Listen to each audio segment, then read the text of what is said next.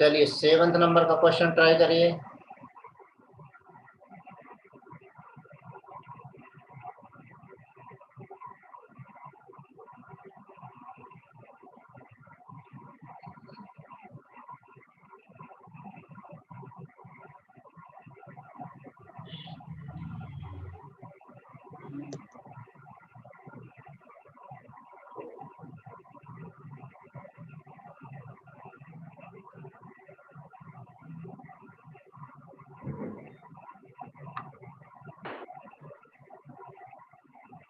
Seventh number question try करिए। हो गया? एक मिनट। 1 मिनट का तो क्वेश्चन ही है।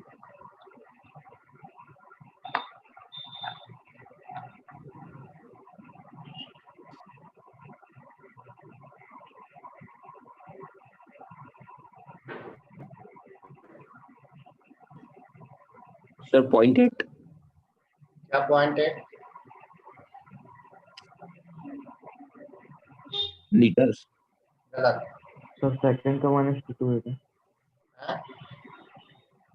8 का 1:2, 8 का 1:2 है। क्या बोल रहे हैं? ढंग से तो बोलो। 8 का 1:2। नहीं। हेलो, नहीं है। 8 का 7th का बताओ, 7th का क्या है? 8th का क्या आंसर बताया? क्या बोला? 1:2, राइट है। 1/2। हाँ राइट है। अगला।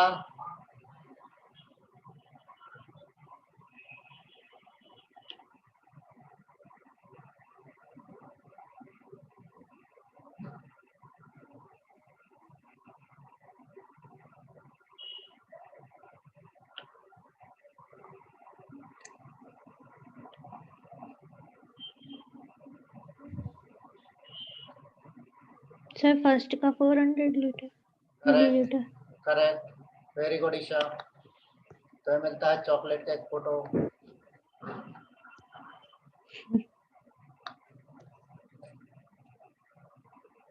ठीक है। वो आज 11 से गन्ना खूब बिकता है, तो गन्ने के छिलके।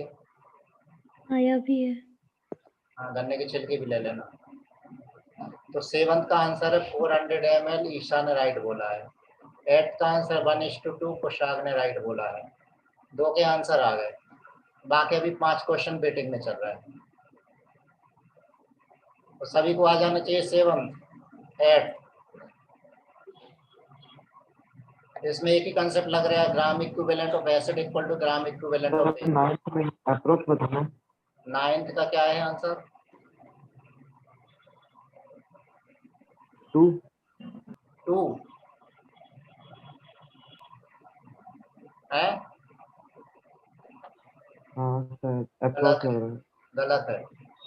कॉपी पेन यूज करना सीखो, हवा में करोगे तो गलत ही आएगा।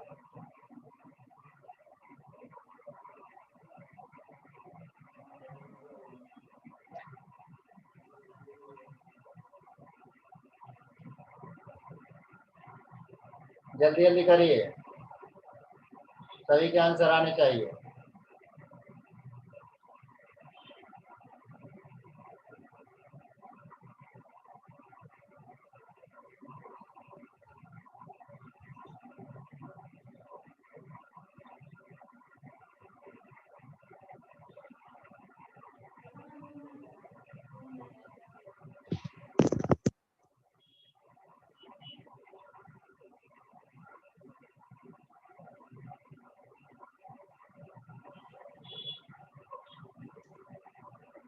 सेवंथ हो गया सभी सर का? ये 9th वाले का नहीं है। नहीं आया तो छोड़ दो उसको।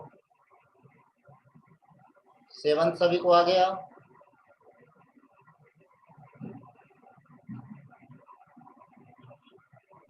तो 23 है क्या? इसका? 9th। नहीं।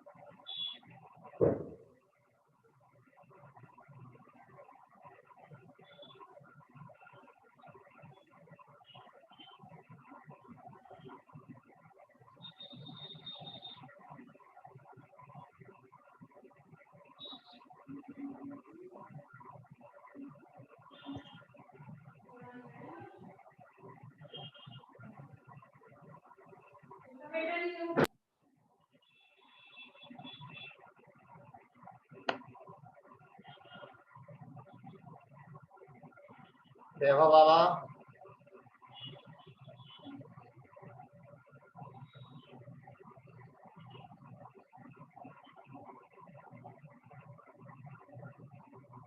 सेठी जी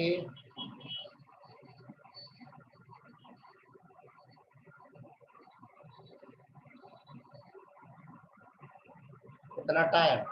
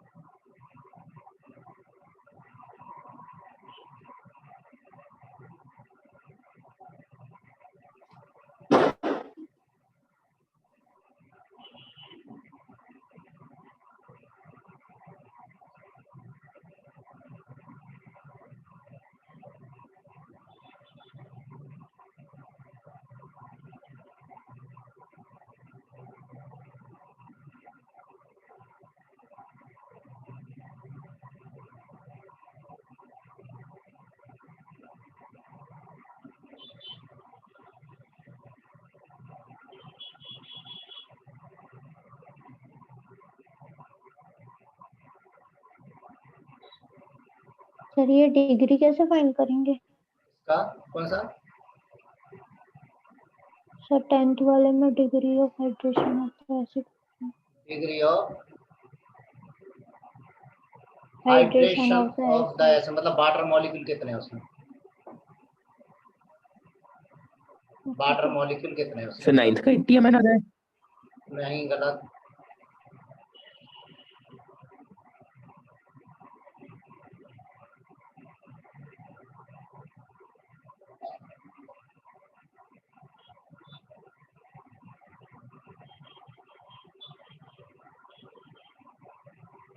पहले तो बताइए, 7th हो गया सभी का?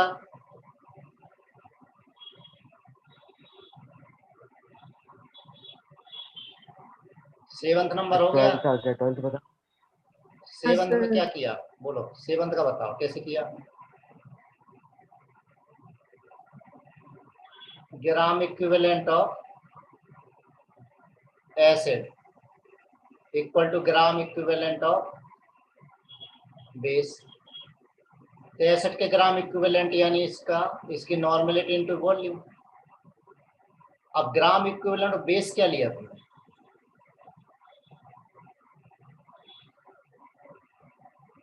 इसका वेट दिया हुआ है, तो वेट बाय इसका इक्विवेलेंट वेट, आना यही होगा ना। तो V इक्वल टू कितना हो गया? 10 बाई इक्विवेलेंट वेट। अब बेस का इक्विवेलेंट वेट अगर पता लग जाए तो काम हो गया। तो इक्विवेलेंट वेट कैसे पता किया?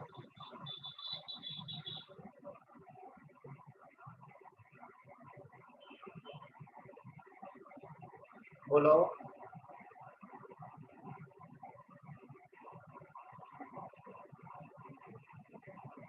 कैसे किया ईशा?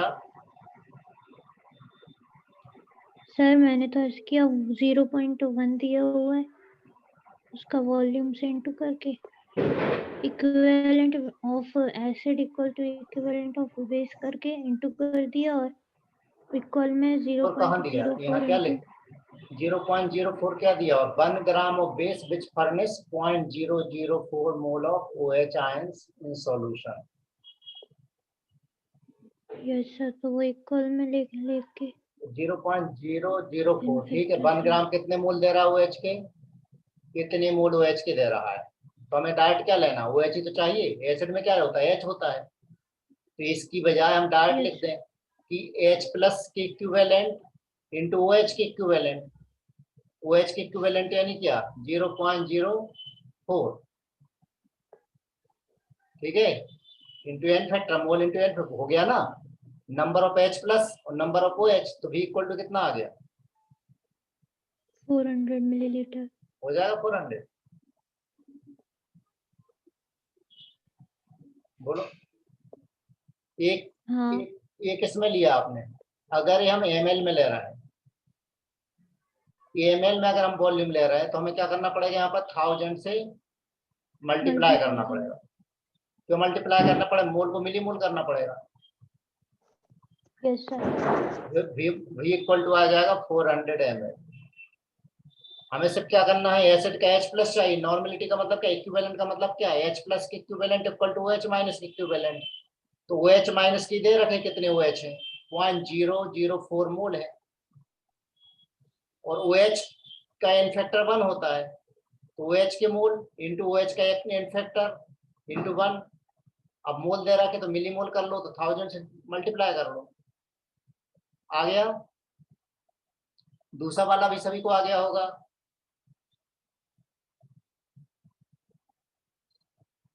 अब तीसरे वाले में देखिए क्या दिक्कत है। 100 gram of HCl solution of specific gravity इतनी दे रखी है, कंटेन इतने gram of HCl। What volume of HCl solution will be required to exactly neutralize 5 litre of 0.1 normal NH solution? तो हमें कंसेप्ट क्या लगाना है, equivalent of NaOH equal to equivalent of HCl। तो NaOH के इक्विवेलेंट यानी कितने दे रखे, 0.1 इंटू 5 लीटर। तो यही क्या आ गया, इक्विवेलेंट ऑफ HCl आ गया। तो इक्विवेलेंट ऑफ HCl भी कितने हो गए, 0.5 इक्विवेलेंट हो गए। अब इक्विवेलेंट का मतलब क्या है, नॉर्मलिटी यहाँ पर इंटू वॉल्यूम इन लीटर। हमें वॉल्यूम फाइंड करना है, तो वॉल्यूम फाइंड करने के लिए पहले हमें HCl की नॉर्मलिटी तो पता हो।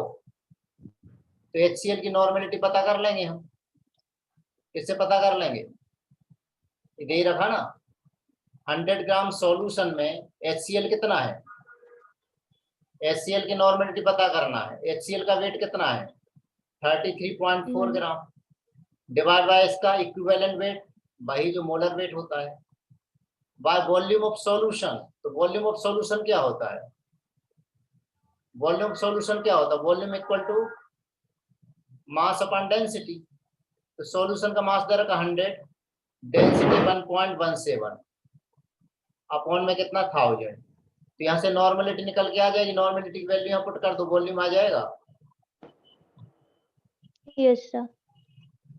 आप समझ गए क्या गलती कर रहे थे, हाँ सबको समझ में आया। हाँ सर। अब देख लो क्या आंसर आ रहे हैं, कैलकुलेटर से करके देख लो। 0.5 equal to 33.4 into 1.17 into 10 divide by 36.5 into volume. किस में ले रहे हो, लीटर में, फिर वॉल्यूम आ जाएगा। जल्दी देखिए आंसर आ रहा है, क्या आंसर 46.7 ml आ रहे हैं।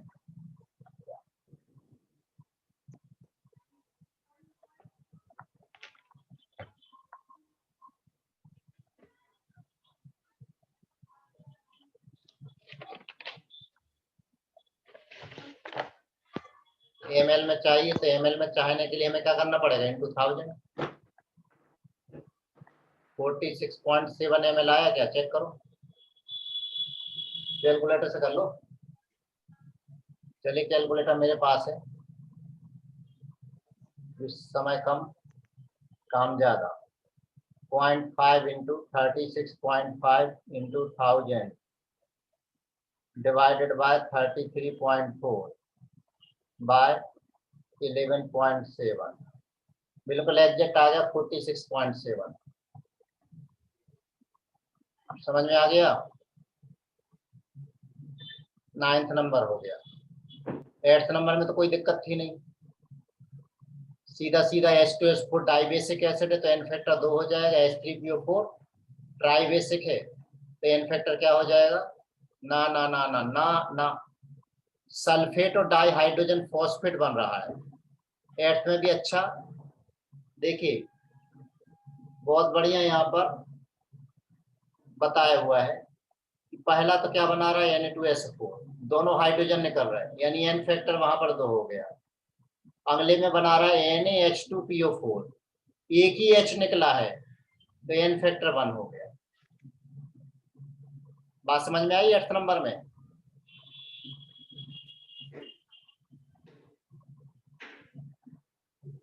एट नंबर में समझ में आई?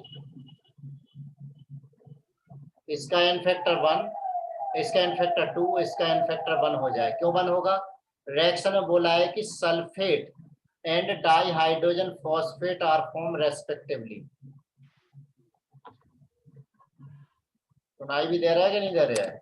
Yes sir. Yes, sir. पिक्चर देखने बैठ गया हूँ। Yes sir. अगला क्वेश्चन 10th नंबर।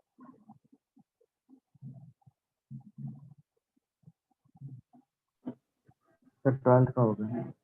12th का हो गया, आंसर बोलो। 86% और 12%। 80 86% और 12%। 86 और 12 100 कैसे हो गया फिर? एक का 86 है तो दूसरे का 14 होगा। हाँ सर 14। राइट है। 85.9 लगभग 86% ले सकते हो, यानी वेज का 86% और इसका लगभग 14% हो जाएगा। ये कीजिए 12 नंबर।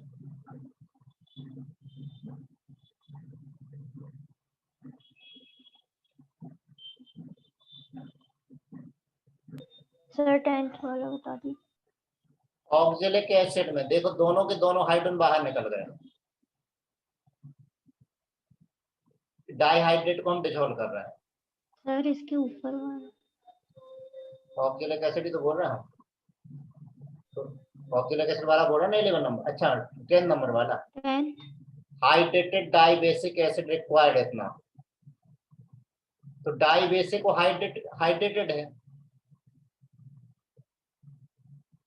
तो हम क्या करेंगे, उसका मोलर वेट, हाँ ठीक है, रिक्वायर्ड इतनी ml of 1 normal NaOH solution for complete neutralization. When 1.01 gram of hydrated acid is heated to a constant weight, इतना anhydrous acid is obtained. ऐसा लिखा हुआ है। Calculate degree of hydration of the acid. तो यहाँ पर देखो NaOH का कितना यूज हो रहा है, NaOH कितना यूज हो रहा है 1/35। क्या यूज हो रहा है?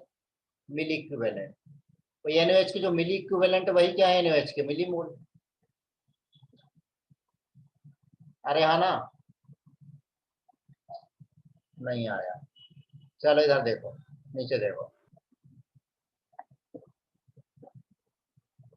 Gram equivalent of dibasic acid equal to gram equivalent of NaOH। अब डाई बेसिक एसिड के ग्राम इक्विवेलेंट का मतलब क्या होता है? Mole into n factor. तो इसके ग्राम इक्विवेलेंट कितने 1/35। डाई बेसिक लिखा हुआ तो एन फैक्टर कितना है 2। तो इसके मोल आ गए 35/2 यानी कितना 17.5। इतने मोल आ गए। अब इतने जो मोल आए हैं तो मोलर वेट आ जाएगा इसका। क्यों? मोल इक्वल टू क्या होता है? Weight by molar weight. अब वेट कितना दिया है क्वेश्चन में 2.505।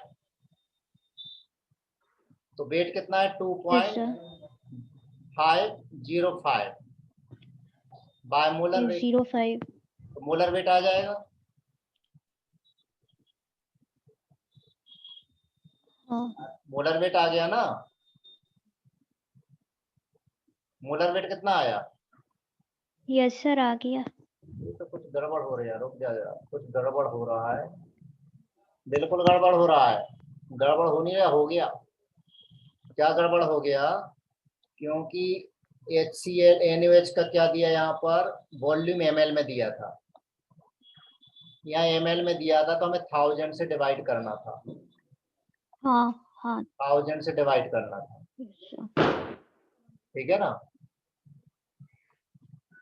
सब गड़बड़ हो गया। तो मोल इक्वल टू कितने हो गए फिर?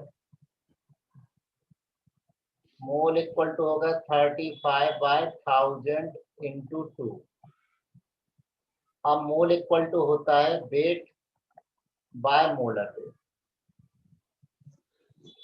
तो वेट दिया हुआ है 2.505 बाय मोलर वेट, तो मोलर वेट इक्वल टू हो जाएगा 2.505 बाय में 35 इंटू 2 इंटू 1000। तो मोलर वेट आ गया, ये मोलर वेट आ गया। अब हम क्या देखेंगे इसमें आगे, अब हम मूल कंसेप्ट लगाना है। आगे मूल कंसेप्ट लगाना है कि अगर इसमें एसिड का मोलर वेट कितना आया, हम कैलकुलेट कर लें। 2505 बाय 70, अरे क्या कर दिया, बाय 70 इक्वल टू आ रहा है मोलर सर मास। वो ऊपर जाएगा ना? क्या ऊपर जाएगा?